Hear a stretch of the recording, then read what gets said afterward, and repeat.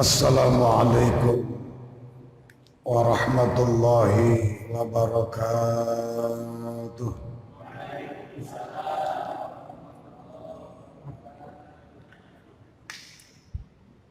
Alhamdulillah, alhamdulillahi rabbil alamin. Nahmaduhu wa nasta'inuhu wa nastaghfiruh. ونسأله أن يهدينا جميعا إلى صراطه المستقيم. أشهد أن لا إله إلا الله وحده لا شريك له وأشهد أن سيدنا محمدا عبده ورسوله.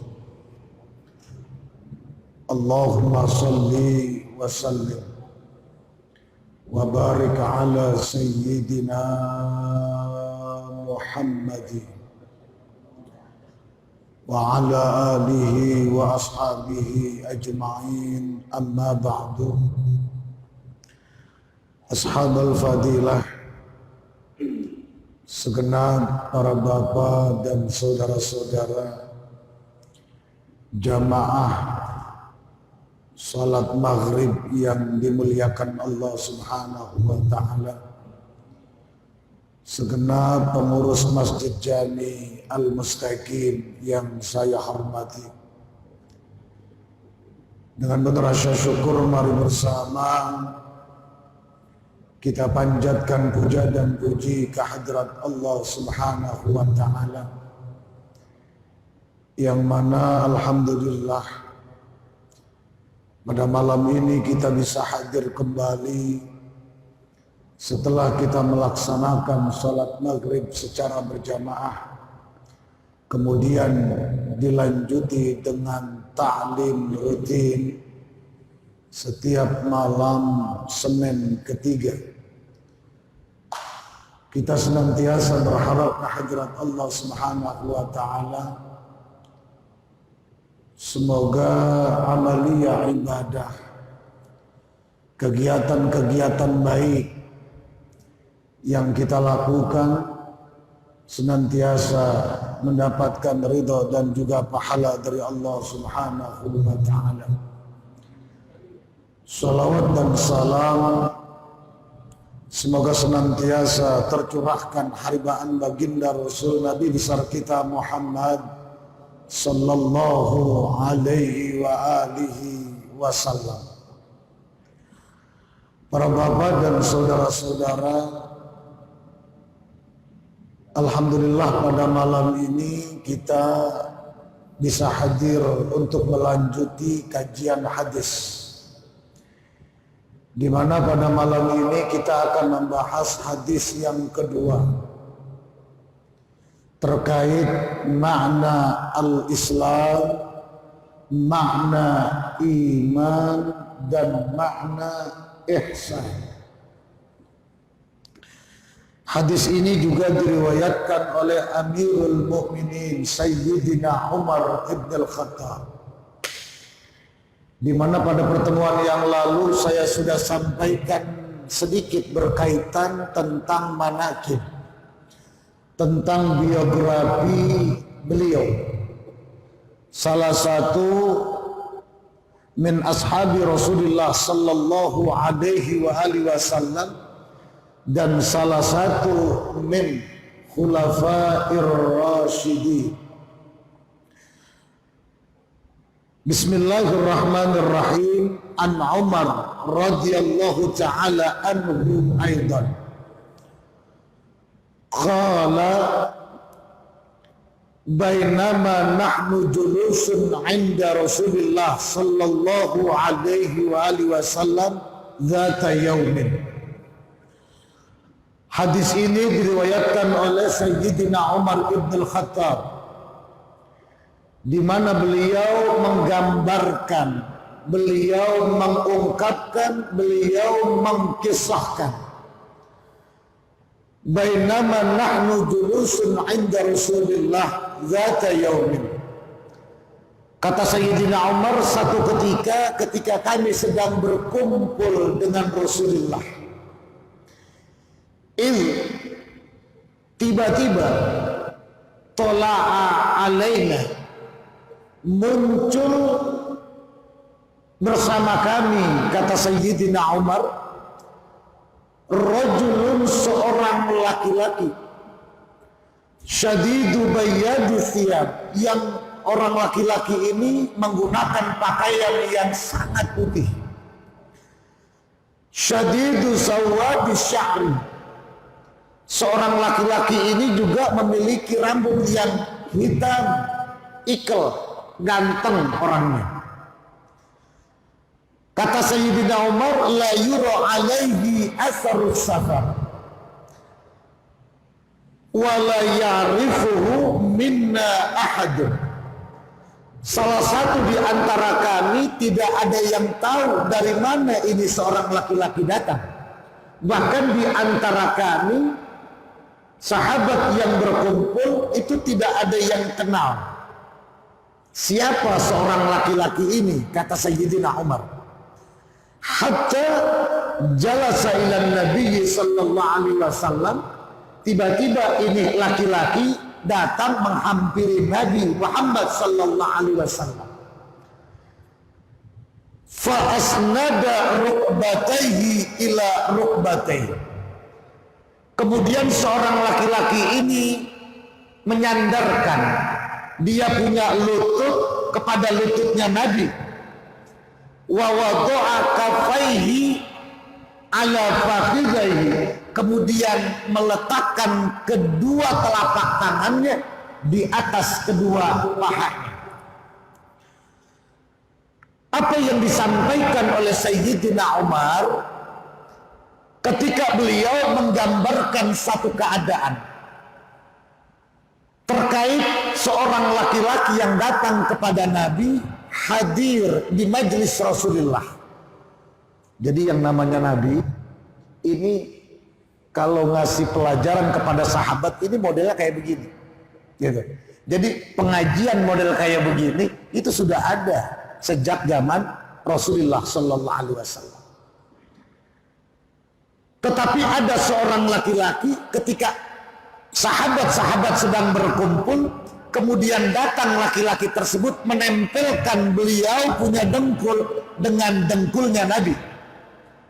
Dan kemudian meletakkan kedua tangannya di atas kedua pahanya. Kita tahu saudara bahwa dalam sejarah yang namanya Rasulullah adalah merupakan sang pendidik terbaik di dunia dan dalam sejarah. Mana buktinya? Di dalam hadis Nabi sampaikan khairul qurun qarni. Sebaik-baiknya generasi adalah generasiku, kata Rasulullah sallallahu alaihi wasallam, di mana dalam generasi Nabi itu hidup para sahabat-sahabatnya Rasulullah sallallahu alaihi wasallam, dan sahabat itu adalah murid atau hasil didikan Rasulullah sallallahu alaihi wasallam. Jadi yang namanya sahabat itu generasi terbaik, baik dari ibadahnya ataupun dari adabnya ataupun dari perilaku kehidupan sehari-harinya. Tidak ada generasi setelah generasi sahabat yang mampu menandingi kesempurnaan, kehebatan, baik dari segi ibadah ataupun dari segi adab, yang mampu melebihi generasi Rasulullah Sallallahu Alaihi Wasallam atau yang disebut dengan generasi sahabat. Apa yang dilakukan oleh seorang laki-laki yang di akhir hadis? Seorang laki-laki itu disebutkan beliau adalah malaikat Jibril. Jadi malaikat Jibril menyampaikan wahyu dari Allah, imma ada kalanya berbentuk manusia ringan disambut oleh Rasulullah, dan ada kalanya berbentuk dentuman suara, dan ada kalanya Allah Subhanahu wa ta'ala memerintahkan kepada malaikat Jibril ketika menyampaikan wahyu dengan bentuk suara lonceng. Ini yang paling berat yang diterima oleh Rasulullah sallallahu alaihi wasallam. Jadi pada saat itu malaikat Jibril menjelma menjadi manusia, hadir di majelisnya Rasulullah, ingin memberikan tarbiyah, ingin memberikan pendidikan kepada Rasul dan sahabat-sahabatnya. Apa yang bisa diambil dari apa yang dikisahkan, diceritakan oleh Sayyidina Umar? Malaikat Jibril datang kepada Nabi, berhadapan dengan Nabi, kemudian menyandarkan lututnya dengan lutut Nabi, kemudian meletakkan kedua tangannya di atas pahanya. Ini memberikan pendidikan kepada kita bahwa min asali bitarbiyah merupakan bagian dari proses belajar dan mengajar yang paling baik. Kalau kita mau mengajarkan anak, itu mesti berhadapan dengan murid kita. Paham Pak? Ini orang sekarang sudah mulai kurang. Hanya ada pada pendidikan pesantren. Itu pun hanya ada di pesantren salaf. Jadi ngaji itu mesti berhadapan. Murid dengan guru. Namanya kalau bahasa Jawanya ngaji sorogan. Ngaji sorogan itu adalah merupakan cara yang diajarkan malaikat Jibril kepada Rasulullah sallallahu alaihi wasallam, dan itu adalah merupakan min asali bitarbiyah, merupakan bagian dari proses belajar dan mengajar yang terbaik yang saat ini hampir punah. Jadi kalau kita mau nasehatin anak kita ini rada-rada bandel, itu kalau mau nasehatin beradu, berhadapan. Kalau bisa lutut kita dengan lutut itu anak mesti sentuhan. Tangannya mesti ada di atas kedua pahanya. Sehingga apa yang diajarkan oleh malaikat Jibril itu menimbulkan konsentrasi baik sang pendidik ataupun yang dididik. Ini anak sekarang enggak ngaji, pengennya cepet, instan. Sesuatu yang instan itu menghasilkan tidak baik.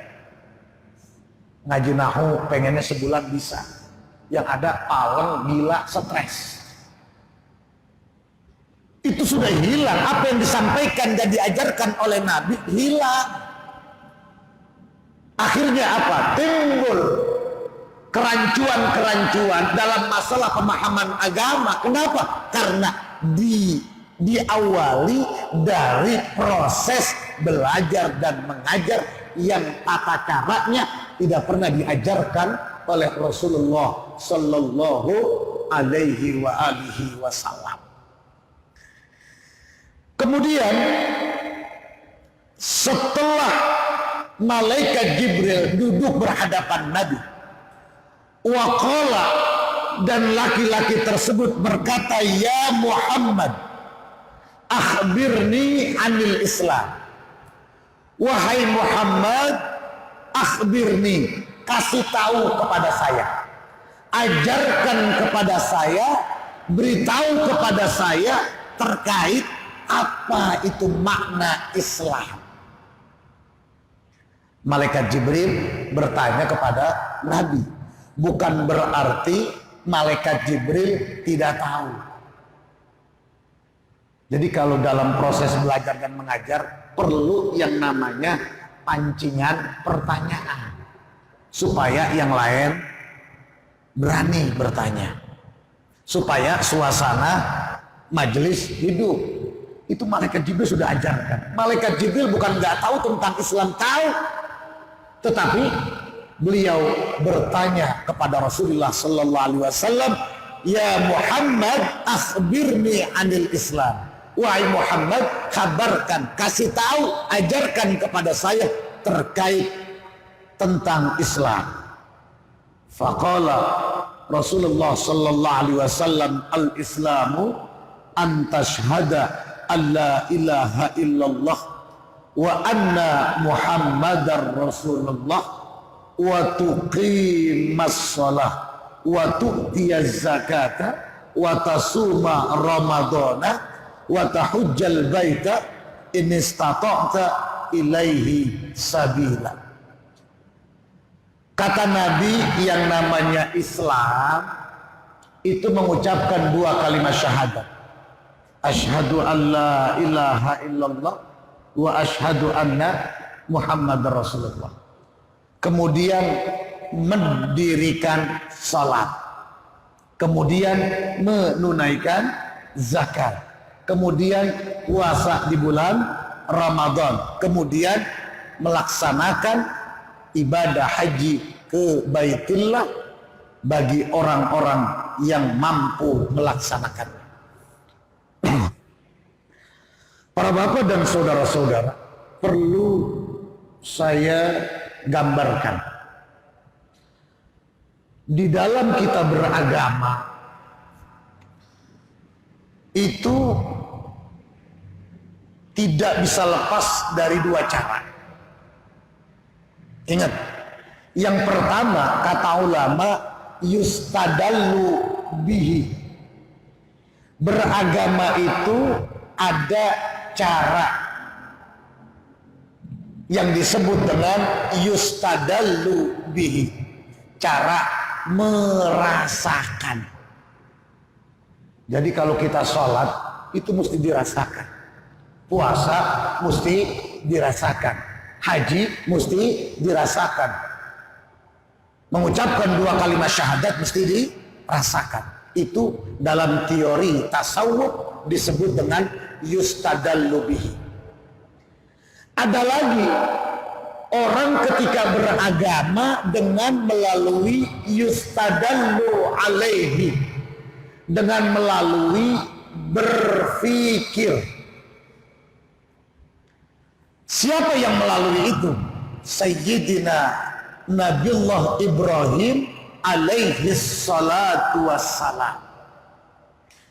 Jadi Nabi Ibrahim itu ketika beliau mencari Tuhan itu melalui jalur yustadallu alaihi, melalui berpikir.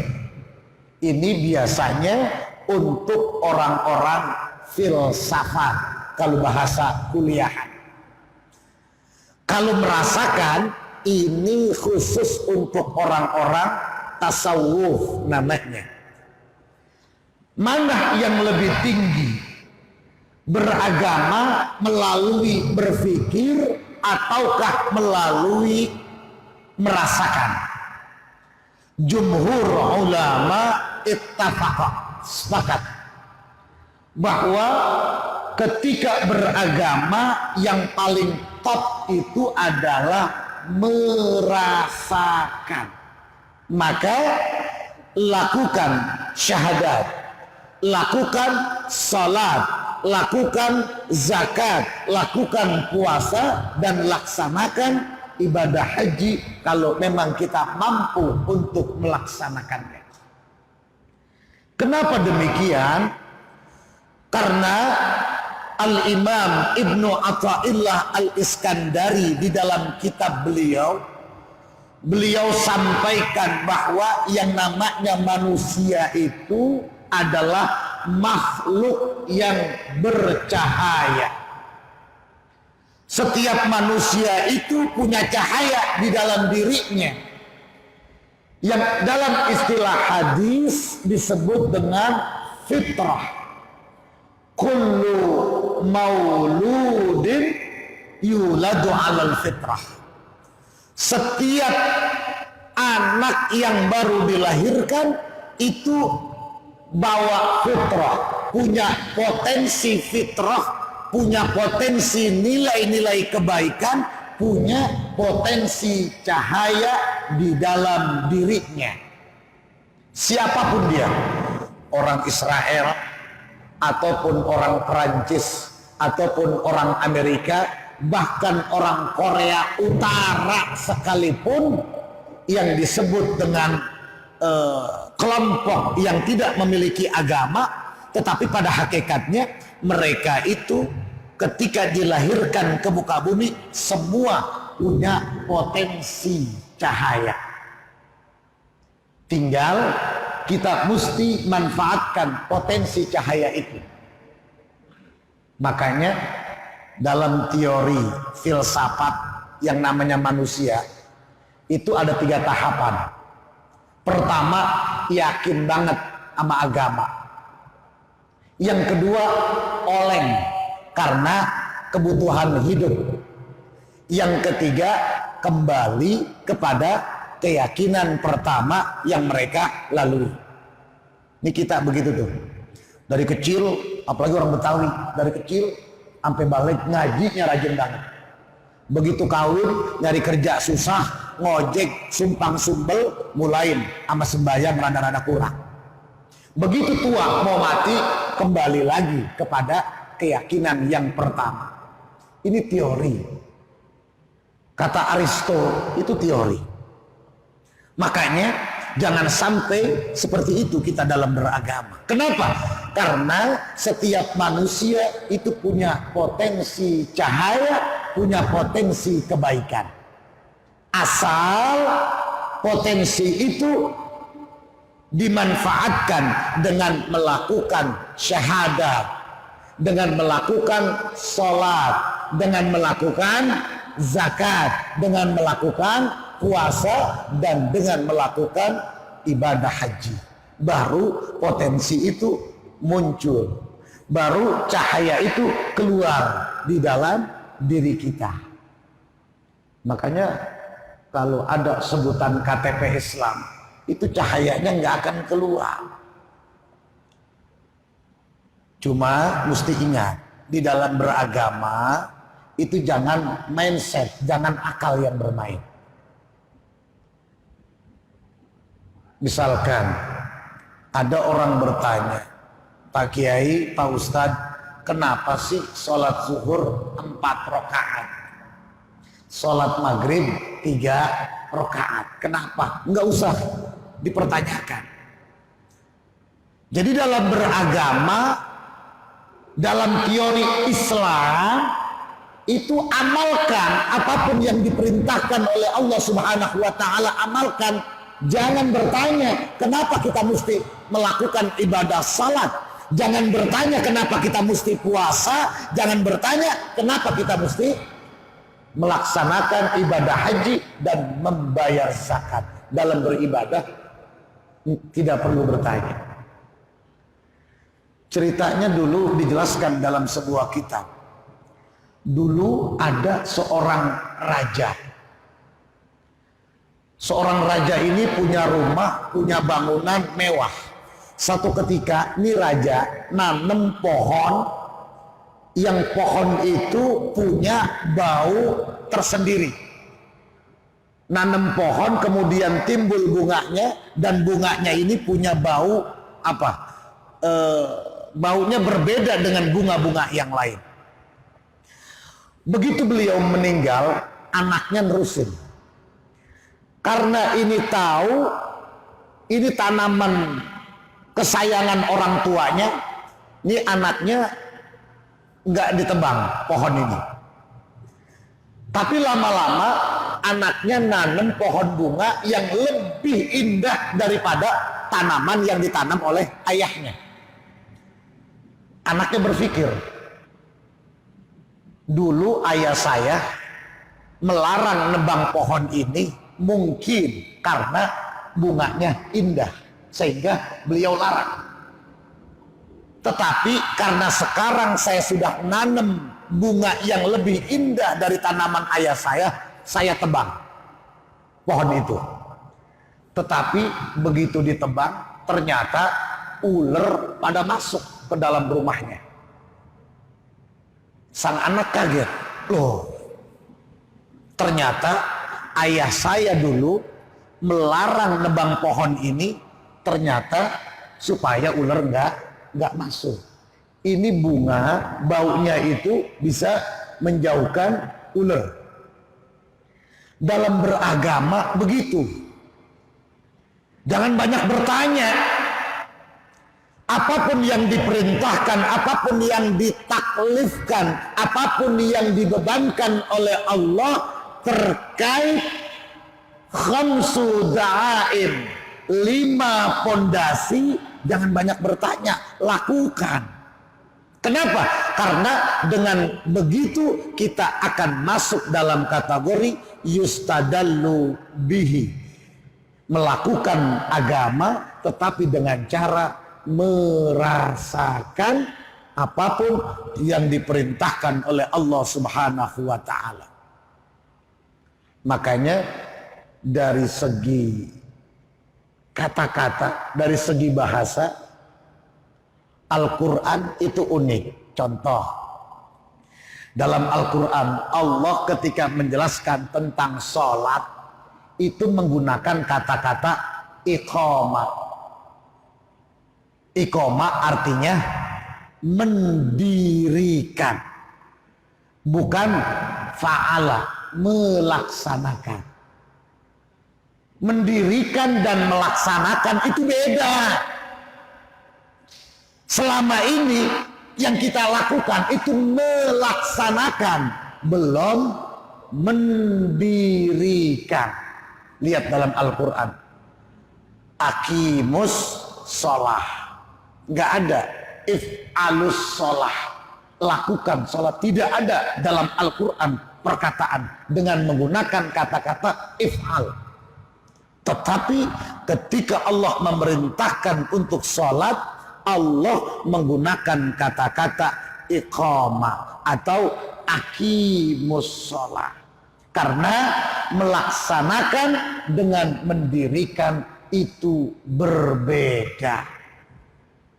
Makanya dalam sholat ketika kita jalankan resapi,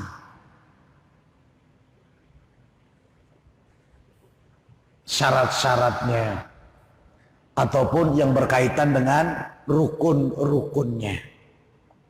Makanya Nabi pernah menggambarkan ada seorang laki-laki yang 60 tahun melakukan ibadah sholat, satu pun sholatnya tidak ada yang diterima oleh Allah Subhanahu wa ta'ala. Kenapa? Karena dianggap maling. Ketika sujud, sujudnya tidak sempurna. Ketika ruku, rukunya tidak sempurna.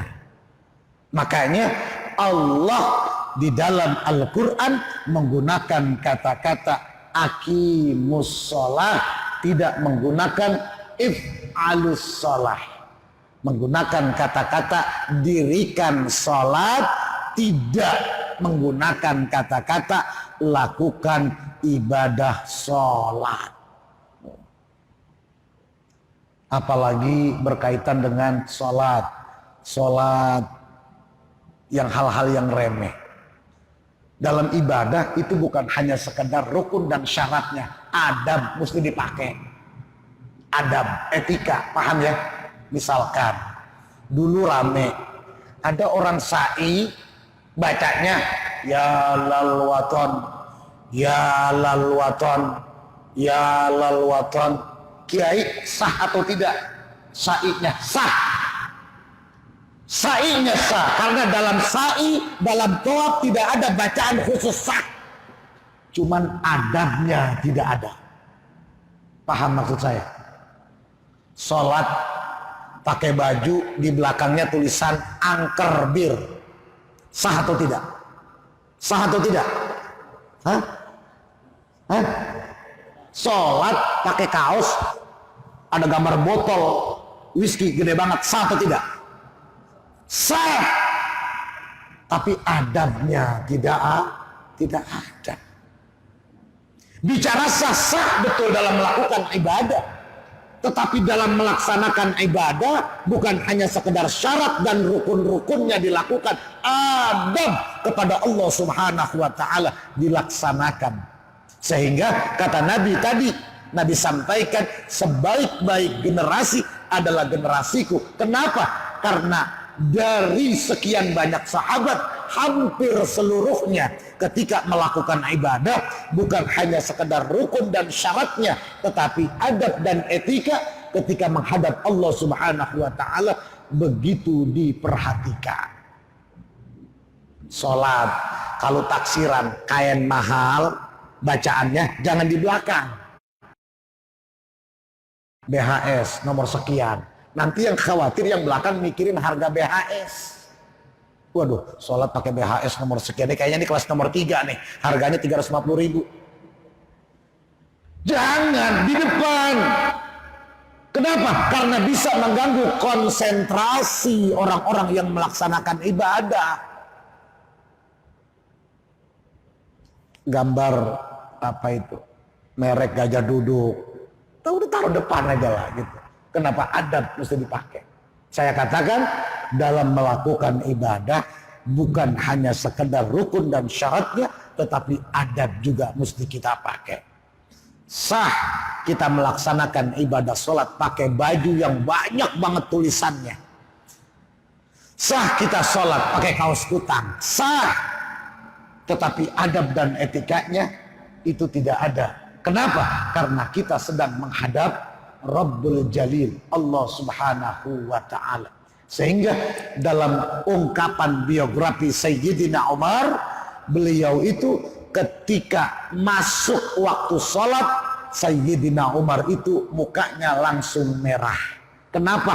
Karena beliau ketika ditanya oleh sahabat, kenapa engkau begitu azan berkumandang, engkau muka merah? Kata Sayyidina Umar, karena sebentar lagi saya akan berhadapan dengan Rabbul Izzah, Tuhan yang menciptakan saya, Allah yang memberikan rizki saya sebentar lagi akan berhadapan. Itu keislamannya sahabat-sahabat didikan Rasulullah Sallallahu Alaihi Wasallam. Makanya yang namanya Islam itu adalah ketaatan fisik kita.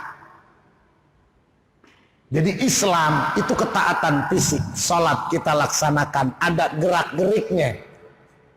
Zakat juga kelihatan ada pemberiannya. Puasa juga ada kelihatan ketika kita sahur, kemudian ketika kita berbuka. Itu semua adalah ibadah fisik, ibadah badaniyah.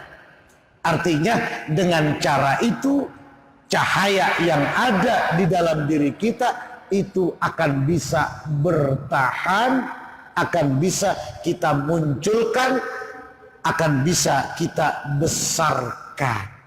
Sehingga ketika kita beragama mulai muncul yang namanya iman, ketaatan batin. Jadi jangan harap kita akan yakin 100% kalau kita tidak melakukan rukun Islam.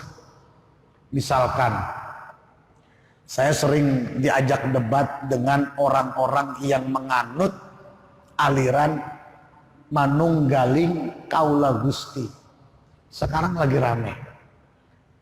Tapi rukun Islam mereka tidak maksimalkan. Apa timbulnya? Sesat. Sehingga di dalam kita beriman kepada Allah bukan hanya sekedar yakin, akan tetapi kita mesti merasakan taklifiyah, mesti merasakan hal-hal yang diwajibkan oleh Allah melalui rukun Islam. Gitu. Jadi jangan sok-sok ada istilah ngaji diri. Ntar dulu, Islam dulu, pelajari dengan baik, kemudian baru ngaji diri. Orang sekarang tidak begitu. Syariat diabaikan, yang ini dia lakukan. Syariat dulu diperbaiki, ibadah dulu perbaiki, baru iman. Sebab runtunannya demikian. Islam itu adalah ketaatan fisik, iman itu adalah ketaatan batin. Sehingga ketika Rasulullah Sallallahu Alaihi Wasallam ditanya terkait tentang iman, Nabi menjawab, "Antu'mina billahi." Engkau beriman kepada Allah. wa malaikatihi, dan engkau beriman terhadap malaikat-malaikat Allah, wa kutubihi, dan engkau beriman terhadap kitab-kitab Allah, wa rusulihi, beriman terhadap rasul-rasul Allah, wal yaumil akhir, dan beriman terhadap hari akhir, dan terakhir adalah mengimani ketentuan yang baik ataupun ketentuan yang buruk gitu. Cuma ingat, terkait keimanan ada yang disebut dengan ashabul yamin, golongan sebelah kanan.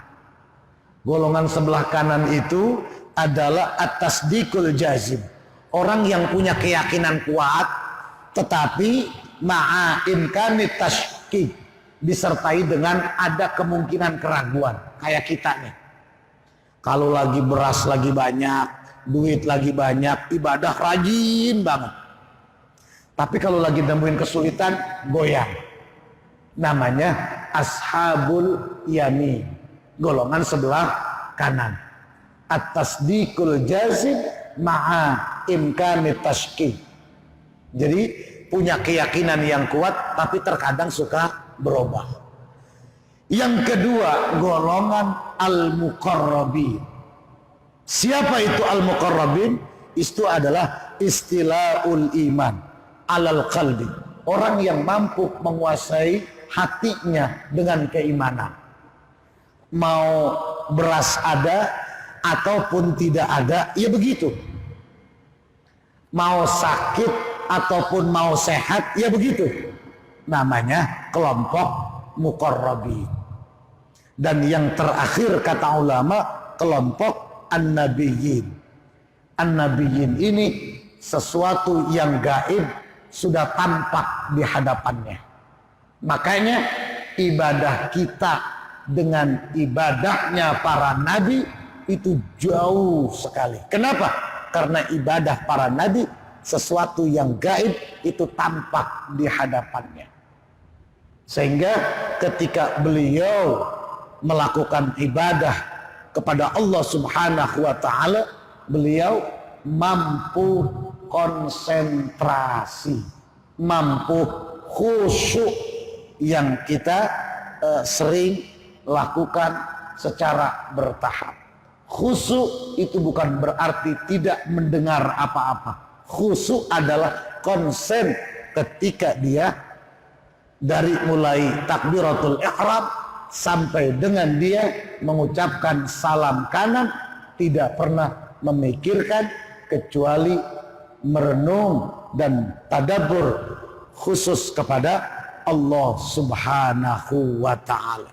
Jadi dalam beragama tetap ketaatan fisik dulu yang mesti kita lakukan, setelah itu baru meningkat kepada ketaatan batin.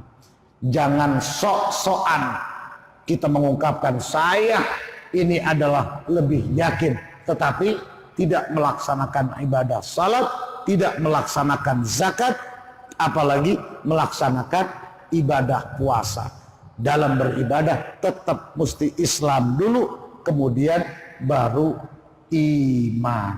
Dan nanti yang terakhir adalah terkait ihsan, yang merupakan maqam yang ketiga daripada proses perjalanan manusia menuju Rabbul Izzah, kepada Allah Subhanahu wa ta'ala.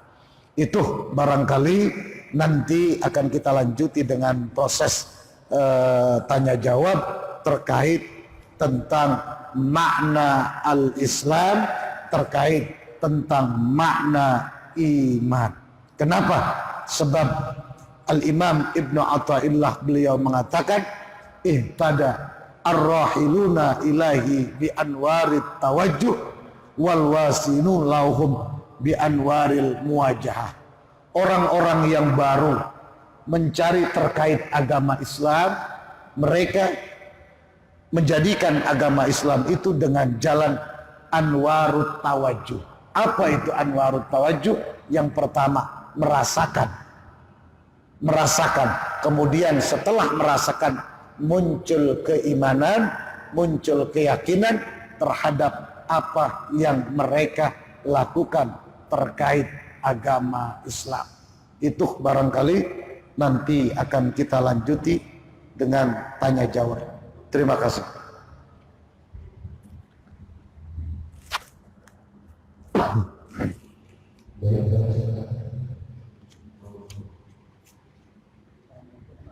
Assalamualaikum.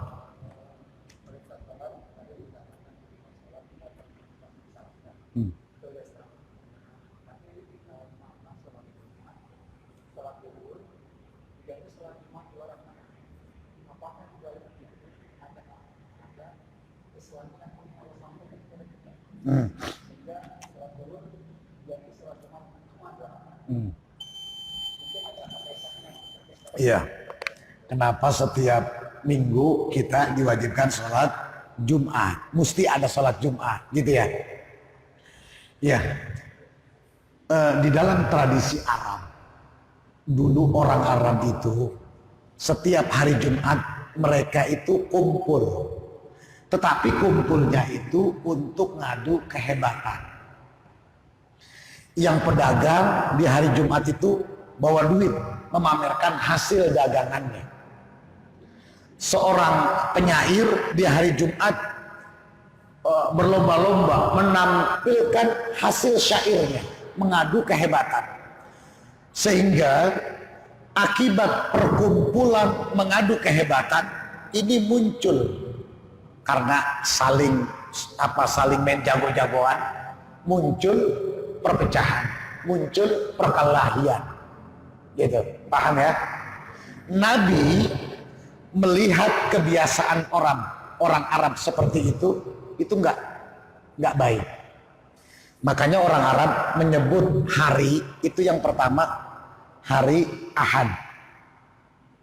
Kita nyebutnya hari Minggu. Ahad itu artinya satu.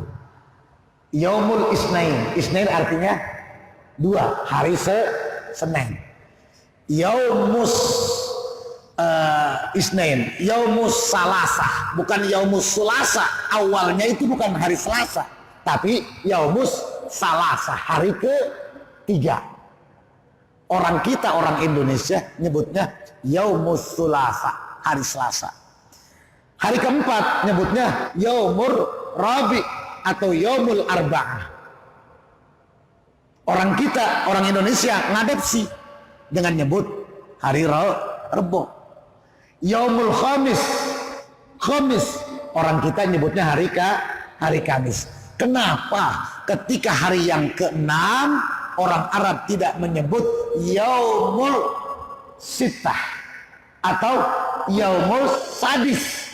Sittah dan Sadis itu bahasa Arab yang artinya 6, tapi orang Arab tidak menyebut, gitu, tidak menyebut Yaumus Sadis, Yaumus Sittah. Kenapa? Itu tadi. Jumat, hari Jumat dulu itu bukan Jumat namanya. Bukan Jumat. Tapi hari di mana mereka berkumpul. Tetapi kumpulnya enggak baik. Gitu. Paham enggak? Kumpulnya adu kehebatan. Sehingga Nabi melihat itu, Nabi ingin rubah dari sesuatu yang tidak baik menjadi baik. Apa yang mesti dilakukan? Nabi dapat perintah, dapat wahyu dari Allah untuk melaksanakan sholat Jumat. Berkumpul enggak? Berkumpul. Tapi perkumpulannya adalah perkumpulan yang baik. Perkumpulannya adalah perkumpulan yang bermanfaat. Di antaranya adalah untuk mempererat ukhuwah Islamiyah. Itu fungsi hari Jumat itu. Cuman akhirnya dimanfaatin kalau demo hari Jumat. Nabi ketika ingin merubah dari hari ke-6 mengganti dengan hari Jumat, Nabi ingin berkumpul, tapi perkumpulannya perkumpulan yang bermanfaat. Perkumpulan yang membawa sesuatu yang baik, gitu. Jadi awalnya begitu. Makanya kalau orang-orang di Jawa pesantren-pesantren itu kalau hari Jumat libur. Kenapa? Karena memang Nabi melalui hari Jumat ingin kita itu lebih akrab dengan keluarga di hari Jumat. Makan bareng. Hah? Nah, kenapa tidak 4 rakaat? Iya kan?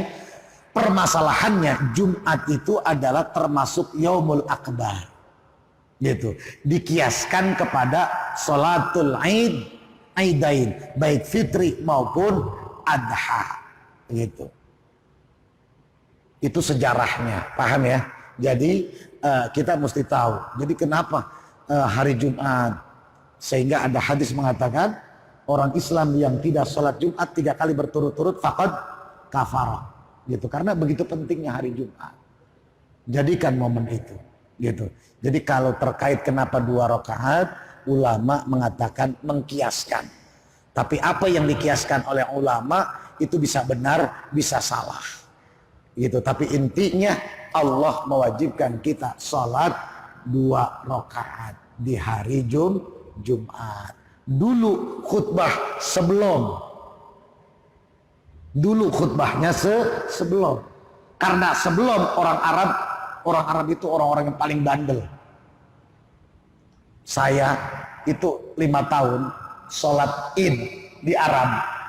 Itu kalau sholat Id khatib khutbah itu jamaah tinggal 10 atau 15 orang. Pada pulang. Saya rasakan begini pantas kalau Jumat itu khutbahnya di awal. Ya pada bubar gitu. Nggak ada yang ngedengerin khutbah itu. Saya pertama kaget, begini orang Arab. Lama-lama ya biasa.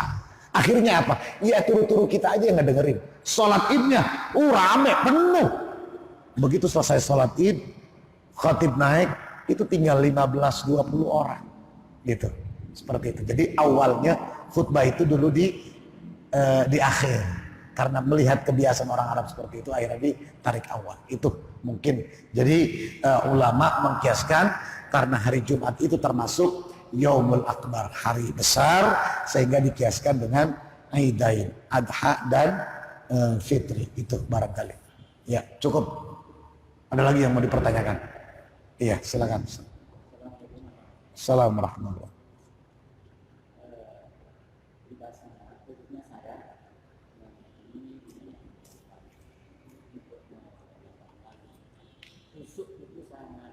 Sulit.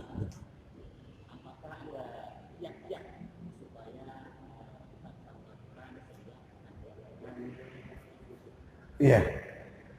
Iya, kalau berbicara terkait khusyuk ini adalah amalan yang sangat sulit. Mana buktinya? Sayyidina Ali pernah ditantang oleh Rasul. Kata Rasulullah, siapa yang sholat khusyuk maka hadiahnya sorban, kata Nabi. Sayyidina Ali langsung nunjuk, saya. Begitu sholat, sunnah 2 rakaat.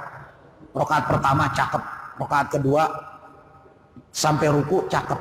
Begitu sujud ingat sorban yang akan diberikan oleh Rasulullah. Khusyuknya sholatnya dianggap selesai. Kata Nabi, dalam menjalankan khusyuk, kiat-kiatnya paling tidak, pertama ini mesti dicoba. Mau bisa ataupun tidak mesti dicoba. Pertama Nabi anjurkan kita baca doa yang agar supaya kita terhindar dari godaan setan, baik jin ataupun manusia. Kita dianjurkan, disuruh membaca surat Qul a'udzu birabbin nas. Yang kedua, caranya adalah jaga pandangan kita untuk ke kanan dan ke kiri. Harusnya bagaimana Kiai atau Ustaz? Menghadap ke bawah, menghadap ke sajadah. Iya. Kenapa demikian? Sholat merem itu sebenarnya makruh. Sholat merem itu makruh. Tetapi diperkenankan dan diperbolehkan bagi orang-orang awam seperti kita. Sebab kalau melek itu mata kita kemana tahu. Cuma hal tersebut jangan sampai terus-terus kita lakukan. Kenapa? Karena sholat merem makruh hukumnya. Makanya kita berusaha sholat itu menghadap sajadah. Itu yang kedua. Yang ketiga, kita berusaha pelan-pelan memahami, mentadaburi, memikirkan bacaan-bacaan yang kita baca. Itu aja. Itu salah satu di antaranya. Makanya tadi saya sampaikan, tolong ketika sholat pakaian kita jangan sampai mengganggu orang-orang yang berada di belakang kita, konsentrasinya. Sebab khusyuk itu adalah sesuatu yang sulit, walaupun sulit tetapi kita tetap mesti melakukannya dalam pelaksanaan ibadah sholat. Itu barangkali. Ya, terima kasih. Saya akhiri, wallahu a'lam bishawab. Al-Fatihah. A'udzu billahi minasyaitonir rajim. Bismillahirrahmanirrahim. Alhamdulillahi rabbil alamin arrahmanir rahim maliki yaumiddin. Iyyaka na'budu wa iyyaka nasta'in ihdinas siratal mustaqim siratal ladzina an'amta 'alaihim ghairil maghdubi 'alaihim waladdallin. Astaghfirullahaladzim. Falakal hamdu ya Maulana ya Ma'bud ya Rahman Rahim. Allahumma salli ala Sayyidina Muhammad wa ala ali Sayyidina Muhammad. Allahumma jammilna bil ilmi wa sayyidina bil hilmi wa akrimna bil afiyati wa taqwa. Allahumma anfa'na bima 'allamtana. Allahumma arzuqna fahman nabiyyin hadzal mursalin wa ilhamal malaikatil muqarrabin. Rabbana zidna ilman warzuqna fahman bihaqqi rabbana atina fid dunya hasanah wal akhirati hasanah wa qina adzaban nar. Sallallahu alaihi sayyidina Muhammadin wa ala alihi washabihi akhir sallim tasliman katsira. Subhanakallahumma wa tahiyyatuhum fiha salam walhamdulillahi rabbil alamin. Assalamualaikum warahmatullahi wabarakatuh.